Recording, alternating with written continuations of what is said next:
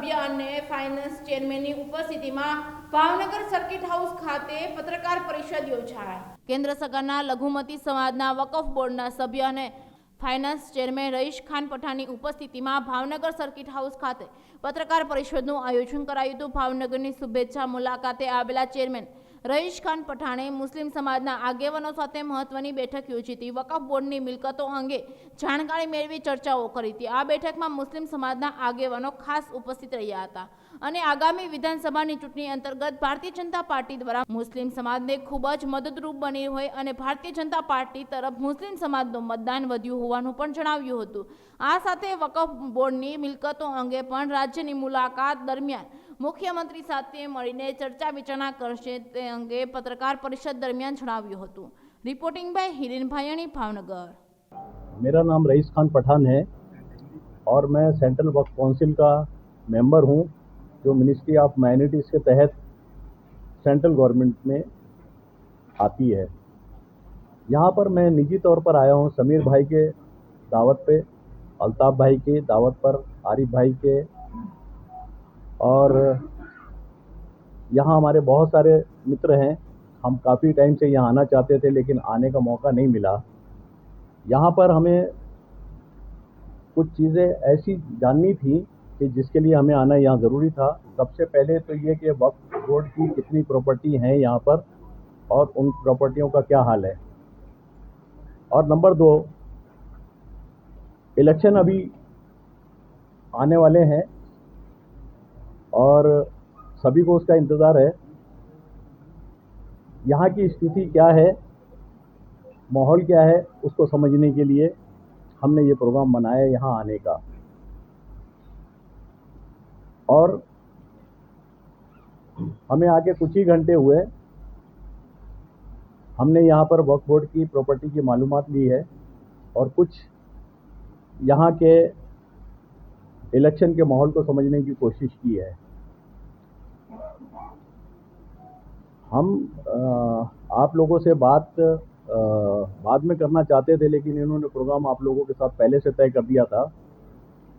तो हम पूरी मालूमात आपको जब देते जब हम यहाँ पर सही ढंग से लोगों से मिल लेते और अपनी वक्फ बोर्ड की प्रॉपर्टी के बारे में जानकारी ले लेते। लेकिन हुआ उल्टा, इन्होंने पहले प्रोग्राम जो है वो प्रेस कॉन्फ्रेंस का रख दिया है। खैर, कल तक हम यहाँ पर हैं, जो भी हमें मालूमात होगी आप तक हम ज़रूर पहुँचाएंगे। हम सबसे पहले ये कहना चाहते हैं कि अभी यूपी गवर्नमेंट ने एक फ़ैसला किया है जो बड़ा सराहनीय है और हम दिल से उसका इस्तकबाल करते हैं कि उन्होंने एक रिपोर्ट मंगाई है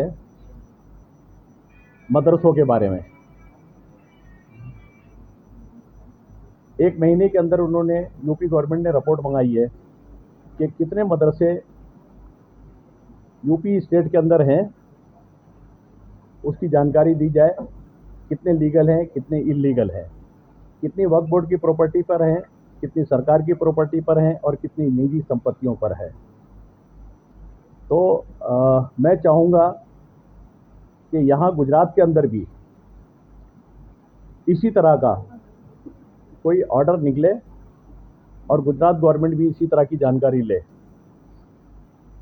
वक्फ बोर्ड की संपत्तियों के ऊपर 1947 के बाद से लेकर 2014 तक बहुत नाजायज़ कब्जे हुए। बीजेपी की सरकार बनने के बाद हमारे माननीय प्रधानमंत्री जी की ओर से ये कहा गया कि अब किसी भी वक्फ बोर्ड की प्रॉपर्टियों के ऊपर नाजायज़ कब्जे ना हो।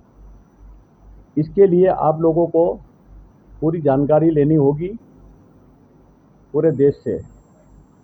हमारी वक्फ काउंसिल ने इसकी पहल की और बहुत सारी जगहों पर हम लोगों ने विज़िट किया।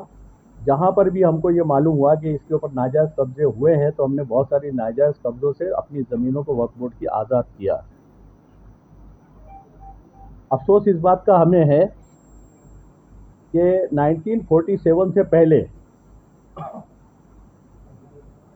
हमारे भारत के अंदर लाखों एकड़ ज़मीन गौचर की थी और गौचर की ज़मीन 1947 के बाद से अब तक पूरी तरह से गायब हो चुकी है, जो पता ही नहीं चलता है कि हमारे देश के अंदर गौचर की भी ज़मीन है। अगर 1947 के बाद में गौचर की ज़मीनों के ऊपर भी इसी तरह से बोर्ड बनाया जाता जो गौचर की ज़मीनों की निगरानी करता, तो आज गौचर की ज़मीनें होती। जिस तरह से वक्फ बोर्ड की निगरानी करने के लिए वक्फ बोर्ड बने हैं, जो वक्फ की प्रॉपर्टियों की निगरानी करते हैं, देखभाल करते हैं, इसलिए वक्फ की प्रॉपर्टियां अब तक बची हुई हैं। उसके ऊपर सेंट्रल वक्फ काउंसिल बनाया गया जो वक्फ बोर्ड की निगरानी करता है।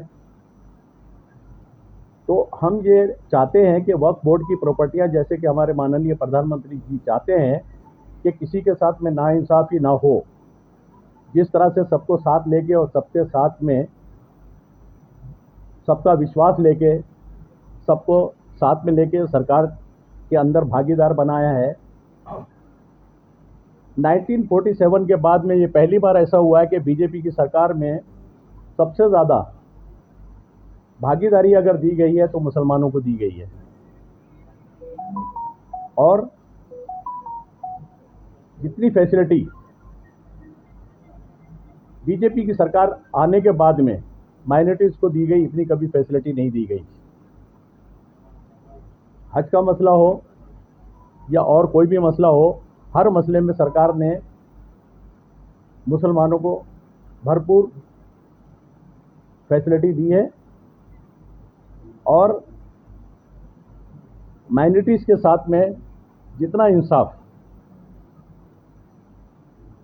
बीजेपी की सरकार में हुआ है और हो रहा है, इतना कभी नहीं हुआ। तो हम आप लोगों का तहे दिल से शुक्रिया अदा करते हैं कि आप लोग आए, आपने हमारी बात सुनी। अब इसके बारे में अगर आपको कोई सवाल करना है तो हम ज़रूर जवाब देंगे आपको।